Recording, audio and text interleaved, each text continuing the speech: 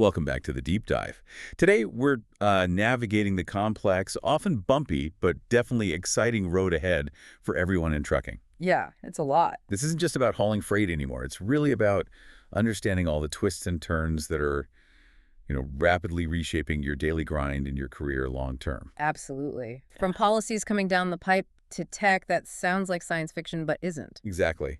We're kind of at this critical moment where staying informed isn't just smart, it's, well, essential if you want to thrive, right? And that's exactly what we're aiming for in this deep dive. We've pulled together a bunch of sources, especially looking at truckers' VA articles and some great insights from Hervey at Life as a Trucker, trying to give you that driver-style breakdown. Facts and fairness, like Hurley says. Right, and what's really fascinating is how all these seemingly separate things, language rules, robot trucks, even parking apps, they all connect and shape your reality out there. So our goal, cut through the noise, show you all the angles, and give you those key nuggets so you feel informed, respected, and, supported in figuring out what's next. So what does all this mean for you listening? We're going to connect the dots between these big shifts and how they hit your wallet, your safety, even your career path. Think of it as your roadmap. Yeah, your shortcut to adapting, maybe innovating a bit, and really winning on the road ahead. Let's do it. Okay, let's start with something that feels really personal for a lot of jivers. This whole conversation around English language requirements. In Arkansas, we're seeing trucking leaders pushing for, let's say, stricter enforcement of the federal rules already on the books. Right, the ones saying drivers need to understand signs and respond to officials. Exactly. It's not a new law, technically, but it's a push to apply it more. Rigorously, maybe? What's the real difference for drivers if this actually gains traction? Well, that's where it gets tricky, right? Because even though the rule exists, a sudden crackdown on how it's interpreted, that could really hit a specific part of our diverse driver pool pretty hard. The Arkansas trucking groups, they argue it's purely about safety. A missed sign, not understanding an officer, that could lead to serious trouble. Wrecks, hazy mat issues. Okay, so a clear safety argument from their side. Makes sense on the surface. But what about the drivers already out there, doing the job, running legal, delivering on time? That's the pushback. Many bilingual drivers feel like they're being targeted. We saw a quote, something like, if I can deliver on time, run legal, talk to dispatch, what's the actual issue? Yeah. They see it more as old school gatekeeping than a real safety problem, especially if they're meeting all the practical demands. And civil rights groups are chiming in, too. They are, raising concerns about a slippery slope, selective enforcement. I mean, who gets to decide what sufficient English really is? And is that standard applied fairly to everyone? Right. It's a tough balance. It really is. Balancing safety with fairness in an industry that's getting more diverse every day, it's a big question. And it sounds like even the CDL schools are kind of stuck in the middle. They're saying there's no standard test, no real support system for drivers who might need or want to improve their English for the job. Exactly. They don't want to become ESL schools. That's not their role, but they see a gap. They feel the industry needs a more proactive, supportive solution, not just, reactive enforcement after the fact. Okay, so moving beyond language. The whole debate about who is fit to drive is expanding, isn't it? It's not just about human skills anymore, but maybe what drives. Autonomous trucks are suddenly very real. Yeah, the robots in the rearview mirror, as you put it earlier. What's the real story there? Are they taking over? That's the million-dollar question, maybe billion-dollar question. Well, if you connect this to the bigger picture, this autonomous tech, it really forces us to ask fundamental questions about the human driver's role in the future. The companies pushing it, they talk huge benefits. Savings of $36 billion a year just from fewer crashes because, the statistic is 90% involve human error. Wow, $36 billion. Yeah. Plus, less downtime, better fuel efficiency, and maybe, just maybe, a fix for the driver shortage, especially on those long, repetitive hauls that burn people out. Okay, that sounds great on paper for the industry's bottom line. Yeah. And is this just talk, or are these things actually on the road? Oh, it's happening. It's definitely becoming reality. Companies like International Trucks, plus AI, they're already running tests. We're talking actual loads on real Texas highways. Texas highways, so mixing it up with regular traffic. Exactly. Real traffic, construction zones, the whole deal. Now, there's still a human safety driver on board ready to take over. Ooh, that's important. Very important. But the truck is making decisions, accelerating, braking, staying in its lane. The tech is here, and it's moving fast. So maybe the real aha moment here isn't just robots are coming, but that your value as a driver might be shifting. Yeah. Less about just logging miles, more about specialized skills, Oh, problem solving. that could be it. Moving from maybe a commodity long-haul driver to more of a niche expert, almost like a trucking concierge for specific needs. Interesting way to put it. What are drivers actually saying about this? I imagine there's some fear. For sure. Hervey from Life as a Trucker always says, look at all angles, and you see that here. There's definitely that initial reaction, are you trying to replace me? Yeah, understandable. But then some drivers are starting to see potential upsides, like, okay, if the robots handle the boring overnight runs, could humans then focus on the more complex stuff? Higher value loads, local routes, anything requiring that human touch or adaptability, like hazmat, heavy haul, final mile deliveries where you interact with customers? That makes sense. Play to human strengths where robots might struggle. But I bet there are still plenty of skeptics about the tech itself. Oh, absolutely. And rightfully so. Drivers ask, how does a robot handle a sudden blizzard?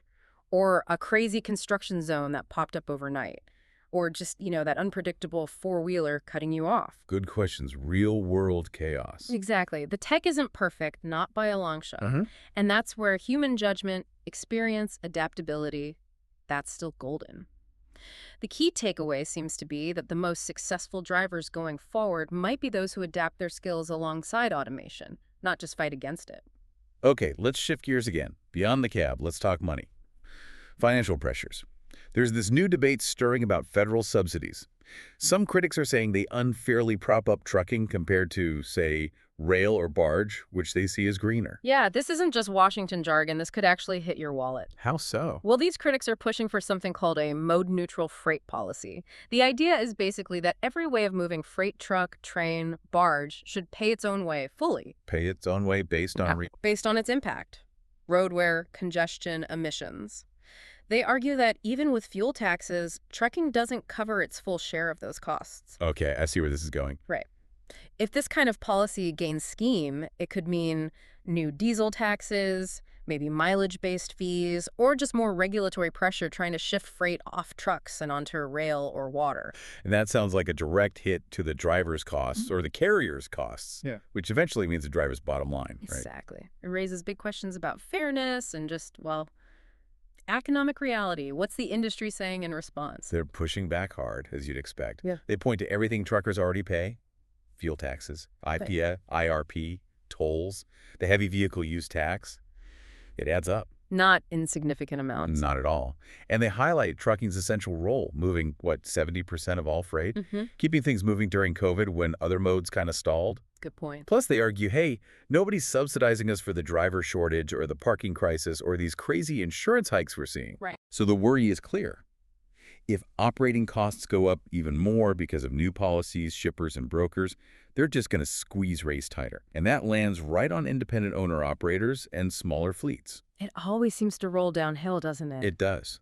But while those big policy fights happen, there are things you can do right now to fight back against rising costs. Let's talk aerodynamics. It sounds technical, but it's a practical way to save money. Yeah, this is where drivers can take some control. And what's fascinating is how small improvements, stacked up, make a real difference. We're talking maybe 1 or 2 miles per gallon extra. Doesn't sound like much initially. But stretch that over thousands of miles a year. That translates into serious cash savings. Thousands of dollars.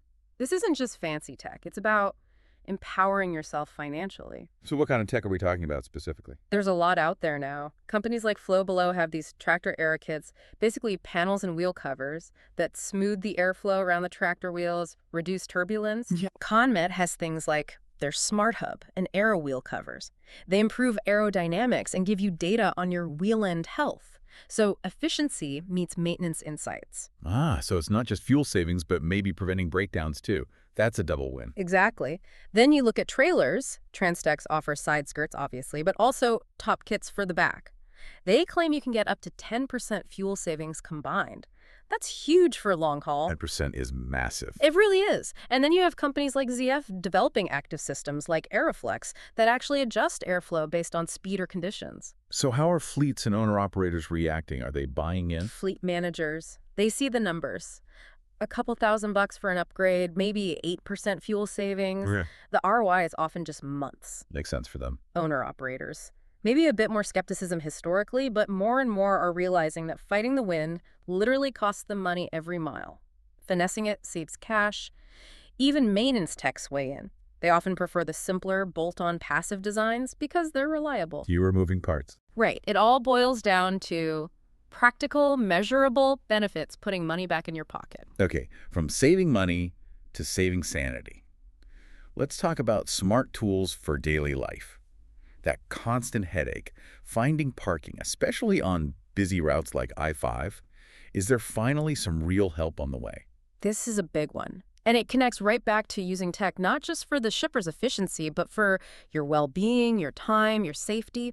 Washington State just launched this new system, TPI, TPMS. Truck Parking Information Management System. Basically, it gives you real-time info on parking spot availability at rest areas, even some way stations. Real time, so you know before you pull in. Exactly. Accessible through web, mobile app, even in-cab displays for some systems. Why? That could honestly be a game changer. I mean, how many times have you finally reached a spot GPS has arrived, and the lot is completely full, late at night? You hit the nail on the head. The benefits are obvious. Less stress searching, which means safer driving, less chance of pushing it while drowsy, and huge for HOS compliance, right?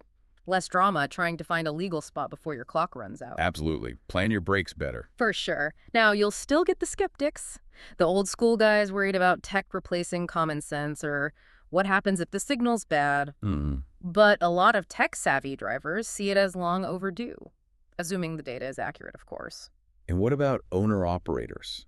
Is just finding a spot enough? That's a key point they raise. They're optimistic, cautiously. They welcome easier finding, but they stress the need for secure, well-lit spots. Finding a space is only half the battle, they say. Right, nobody wants to wake up to problems. Exactly. But this TPMS idea, it's a real step towards using tech to improve quality of life and safety, helping you manage that crucial off-duty time better. So what does this all mean? It feels like, whether we're talking parking apps or self-driving trucks, the industry's just changing at warp speed. How can you, the driver, use these changes to manage your time better, not just for the load, but for yourself? That really brings up the importance of foresight, doesn't it? The drivers who seem to navigate these shifts best aren't just reacting. They're looking ahead. They're identifying new skills they might need. They're building a plan B. Plan B. Yeah, using that off-duty time wisely. Maybe learning something new, whether it's related to a specialized trucking skill or something else entirely. It's about building career resilience. So, like, if autonomous trucks do take over more long haul, maybe the valuable skills become city driving or customer service for final mile or handling those specialized loads. Precisely. It's about seeing where the human element remains crucial or even becomes more valuable and skilling up for that, turning these potential challenges into your own professional opportunities. Okay, so we've really unpacked a lot today. Yeah. From language rules in Arkansas to robot trucks cruising Texas highways. Yeah. To debates about subsidies and the practical stuff like aero kits and parking apps. Right. It's clear the industry is at a major crossroads. Policy, economics, technology, it's all converging and reshaping the future. And the core insight, I think, is that while things are shifting fast, the most valuable asset you have isn't just your CDL, it's your ability to adapt. Your adaptability mileage, maybe? I like that. These aren't just abstract ideas we're talking about. They hit your daily life, your job security, your bank account. Directly. And the drivers who are already thinking ahead, identifying those niche skills, maybe it is complex city delivery or handling tricky hazmat or even just mastering the data from their truck's tech wit. They're not just surviving these changes, they're becoming indispensable. It often feels like the burden falls on drivers, doesn't it? It often does. But that also means the power to adapt, to learn, to thrive. That power rests with you too. So what does this all mean for you listening? It means your role is evolving. And the smartest drivers, they're not just turning the wheel. They're turning the page, looking at their own skills, their financial planning. Taking control. Taking control. You really do have the power to shape your future here. By staying informed, like you're doing now, by learning new skills, making smart choices with your downtime, that ensures you're respected, not just for the miles you run, but for how intelligently you build your whole career, your whole life. And if we connect that back to the sources, that theme of empowerment runs strong, especially in Hervey's stuff at Life as a Trucker. For more of those kinds of insights, strategies that really focus on you. Yeah, where can folks look? Definitely check out lifeasatrucker.com. And if you're thinking longer term, maybe about building some income streams outside the truck before burnout hits, explore retirefromtrucking.com. These resources are geared towards helping you prepare, putting you firmly in the driver's seat of your own future. Excellent resources. Okay, that's our deep dive for today. Stay sharp out there, stay informed, and remember, the road ahead really is what you make it. Well said. We'll catch you on the next deep dive.